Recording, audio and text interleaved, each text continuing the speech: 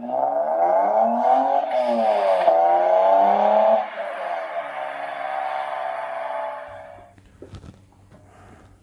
everyone, welcome back. Sorry it's been a while, I've been very busy. So anyway, I'm just doing this video today to wrap something up. I did this a couple of months ago actually. My daughter called me, she was on the side of the road on the M1 saying that her car had overheated, a lot of smoke was coming out of it and wouldn't start, which is great. She's only been driving for nearly a year, and so I made my way up there to try and meet her, and meanwhile the roadside guys had picked it up and brought it down to the rest stop, and anyway we got it towed home because when I went to crank it over it didn't sound like it had any compression whatsoever. So to confirm that, I brought it in the garage and did a compression test on it just to see what was going on, and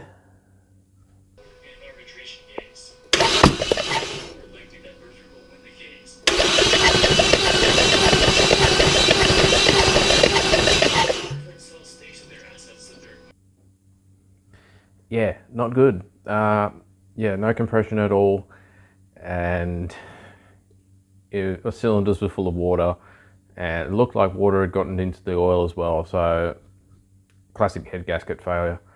Unfortunately, I wasn't going to chance it with just replacing the head gasket and seeing if that was going to fix it. So I just decided to get a decent second-hand engine, and I got a few people to help me out get one that was relatively low kilometers and get it delivered to work. So I got it there, picked it up, brought it home, and now we just go through the whole process of getting it set up and ready and put a whole bunch of new parts on it and then throw it back in the car. Got the new motor unloaded and checked it out. Everything's looking pretty good. I gathered up some new parts to put on it. Got a whole bunch of new parts: water pump, thermostat, seals, spark plugs. Check to see if there's any old oil in it. There wasn't.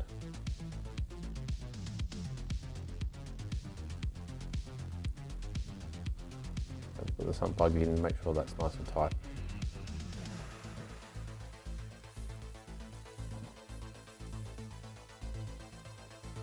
Next, we remove the old oil filter.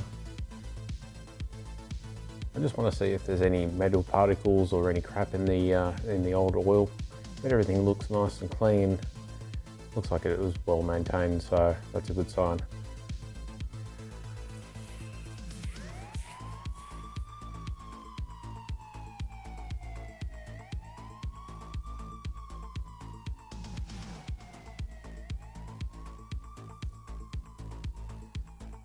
Couldn't see any metal filings in the oil, so everything's good. Put a fresh oil filter on, lube the gasket, and clean the mating surface for the gasket to go on. Make sure that the old oil filter gasket's not there before you put the new filter on. And then just screw it on, tighten her up.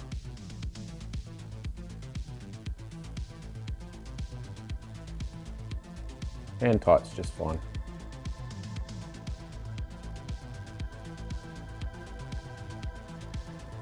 Now the old oil pressure sensor is bent, so we're going to replace that. And then we get on to removing the wiring harness from the top of the motor.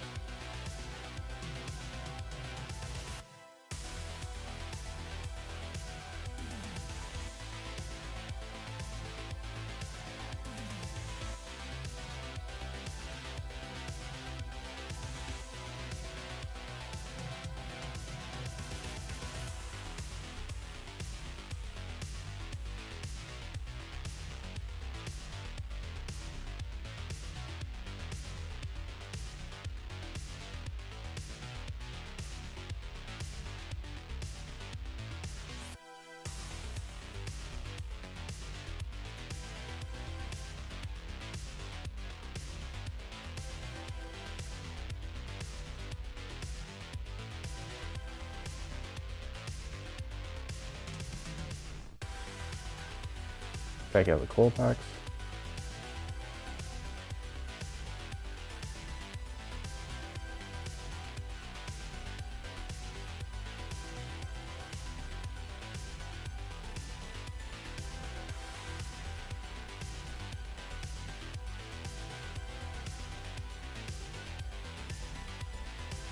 and undo the rocker cover bolts.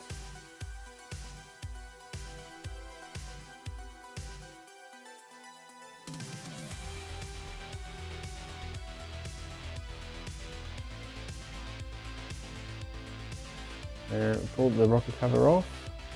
Let's have a look at the valve train. As you can see, it looks pretty clean. There's no carbon buildup or anything, so again, this engine looks like it's been well maintained and everything's pretty good.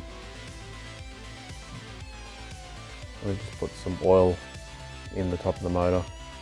Probably doesn't make much difference, but I thought pouring some oil over the valve train wouldn't hurt.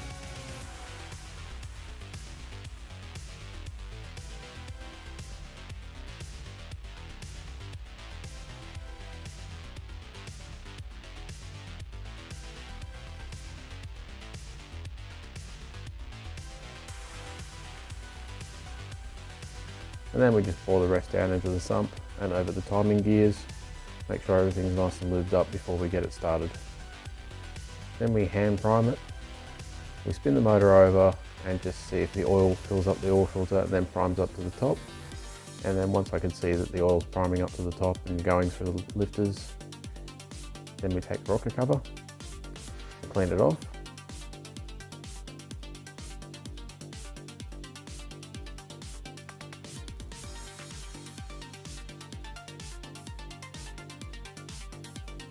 And fit a new rocker cover gasket.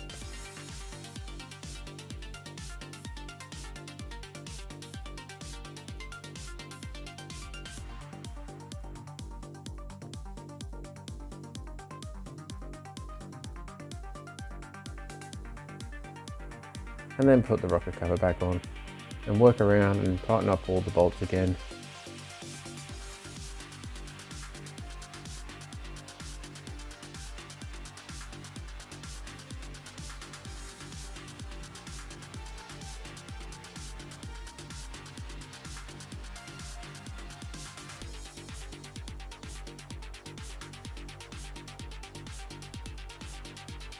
Next we're going to take out the old spark plugs.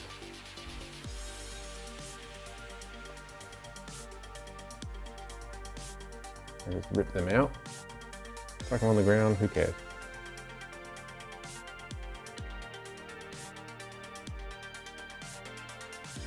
Gingerly drop the new plugs in so you don't damage the electrodes.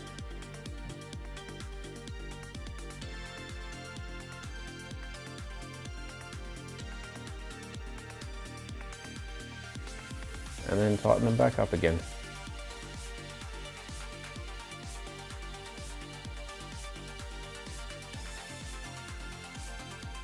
Then just throw the coil packs back in and clip the wiring harness back on.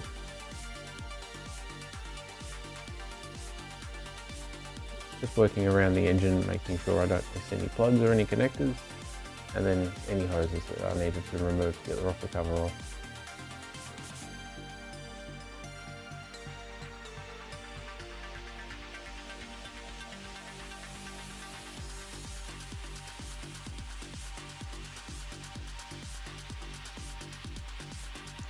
Next up, we're doing the water pump. We're just going to remove the old one. It looks okay, but we'll just put a new one on because we have one. Makes sense to do it now while the motor's out. And it's an easy install. Put the new one on and tighten it back up.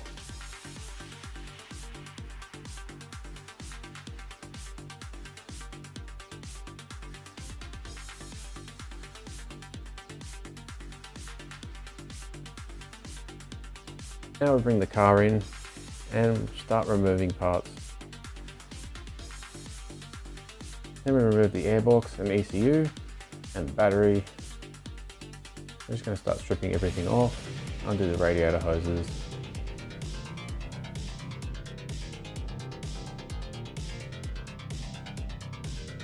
Pull the bumper off.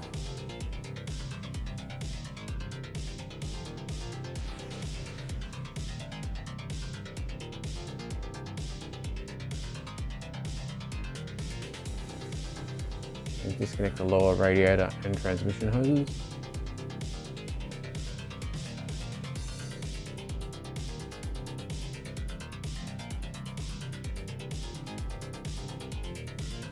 And then we're going to loosen off the crash bar bolts. And we're not taking the crash bar off entirely just yet because we want to remove the radiator. So the easiest way to pull the fan and radiator out is to let the crash bar fall forward a bit. Now that the radiator and the fan have been removed, I can undo the AC condenser. I'm going to leave that in place because I don't want to take the gas out. So I'm going to cable tie it in place and just remove the crash bar. And we take the wheels off.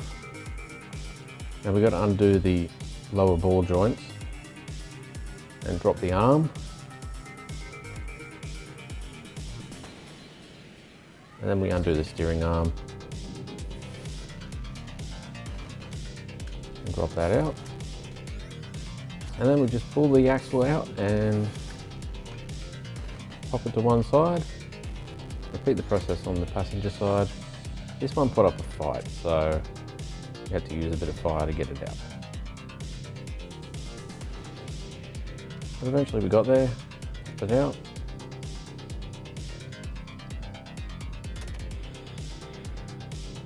It took a bit of persuading to get that side out.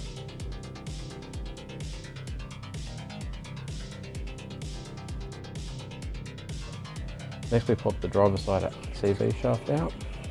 The passenger side one got stuck, so we had to take it out with the gearbox. And undo the drive belt. Undo the AC compressor. And we're just going to strap it to the side of the chassis rail because we don't want to undo the hoses. Undo the alternator connection. And undo the electrical connections for the starter that are running along the front of the motor. Disconnect the gear selector cable. Disconnect the exhaust. The two spring bolts underneath behind the exhaust manifold. They just drop off.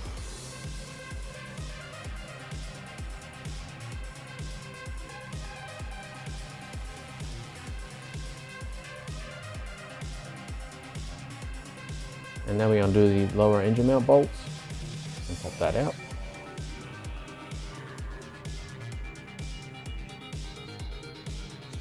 Next up, we're going to undo the top engine mount bolts.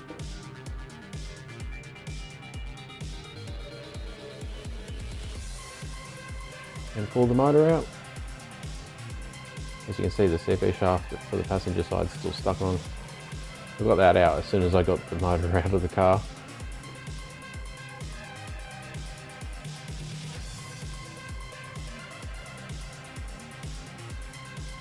Start undoing all the parts off the old motor, the exhaust manifolds, and the rear coolant pipes. And we just slide them onto the new motor.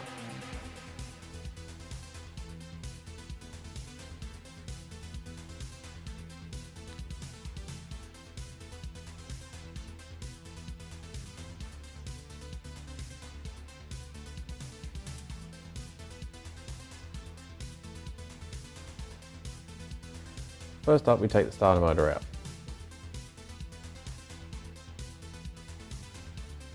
You can see the bolts for the torque converter. You just undo those. There's only 4 of them.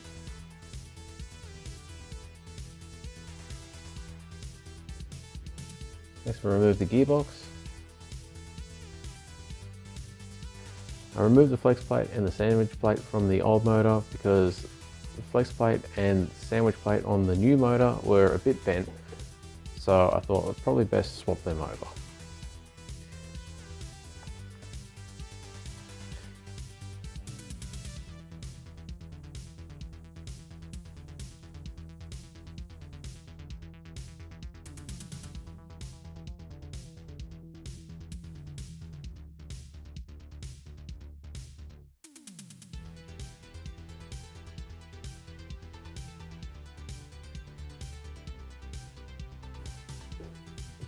After replacing the rear main seal, we put the flex plate back on.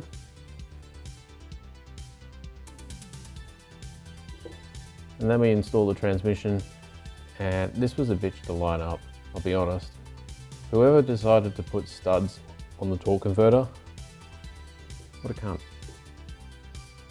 After struggling to get the transmission back on, we put the starter motor back on.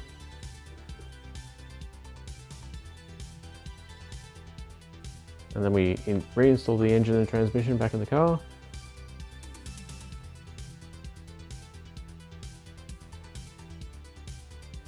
Start doing the top engine mount bolts up.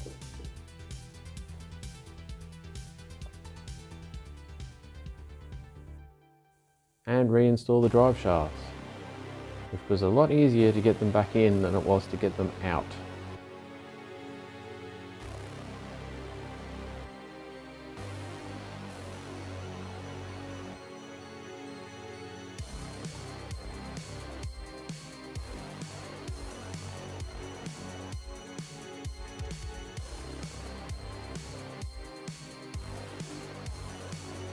Next up, we bolt the lower engine mount back on and the AC compressor. Throwing the belt back on. Now we start reconnecting all the wiring for the front of the motor.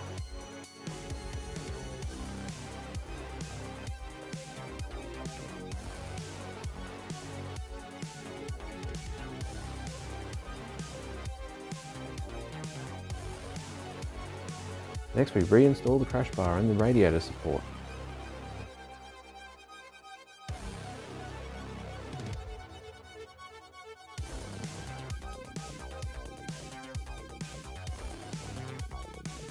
And then we go to reinstall the radiator and find that it's got a crack in it. Fantastic. So we go and buy a new one.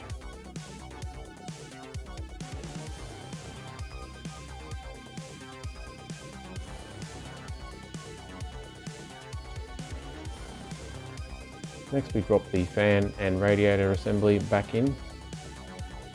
I've already bolted the AC condenser back on.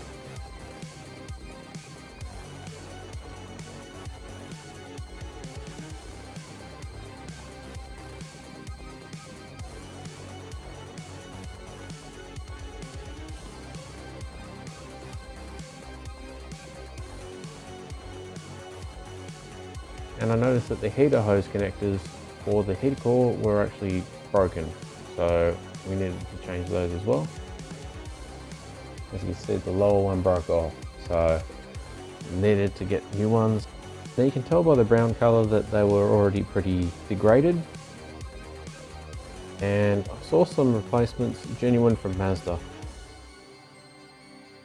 So I just did it while I was putting everything back together, so I didn't have any issues with coolant leaks.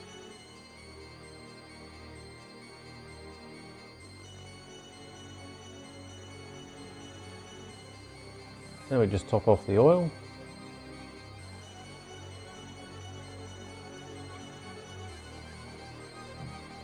And start putting coolant back in.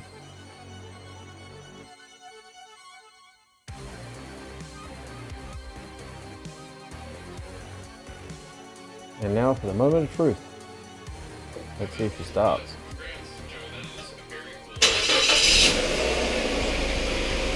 Started first crank.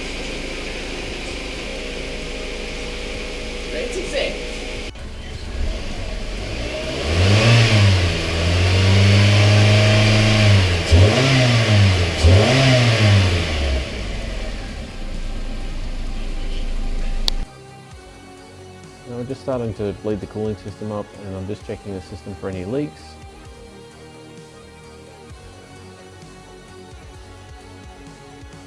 Trying to make sure the coolant's circulating through the heater core and the engine's warming up properly.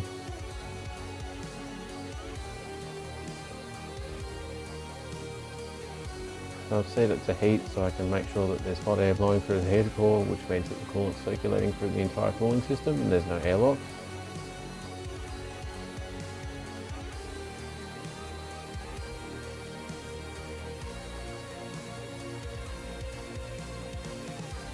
That's not good.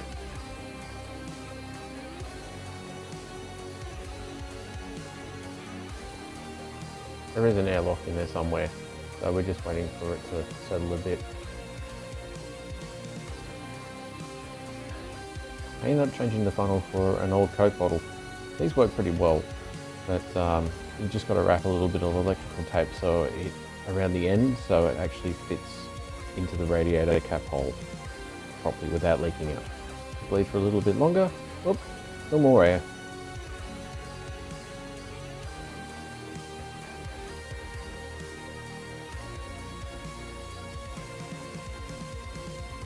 checking to make sure there's no leaks. Everything's looking good so far.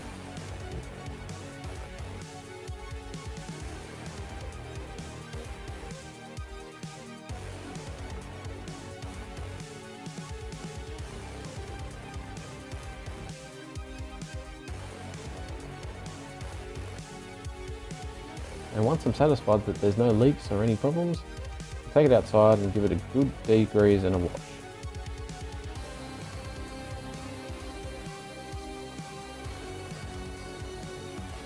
Give it a good wash down with some degreaser. And then pressure wash the bejesus out of it.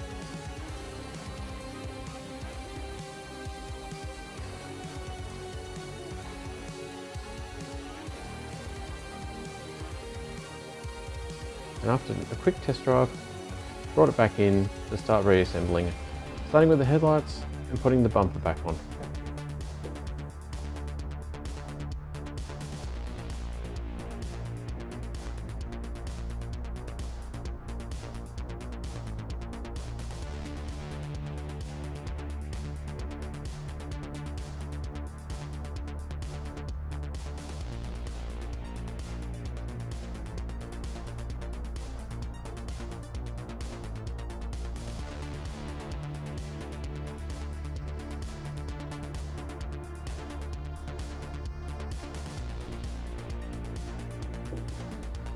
And then reinstalling the bonnet.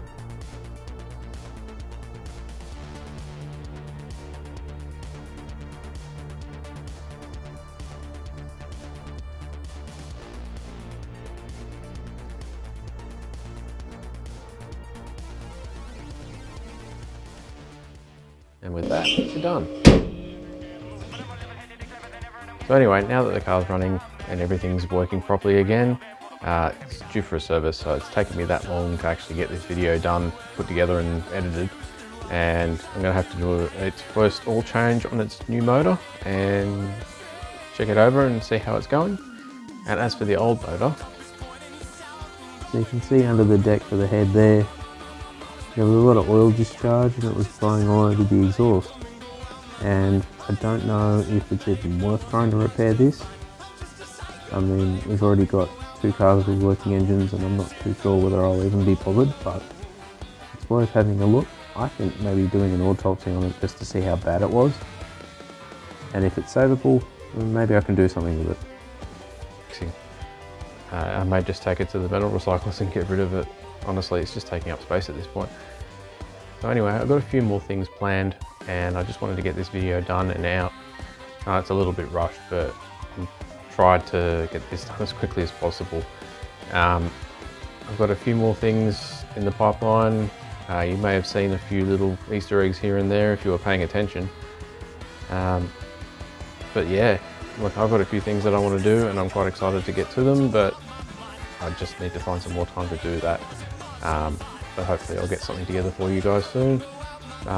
Thank you for watching.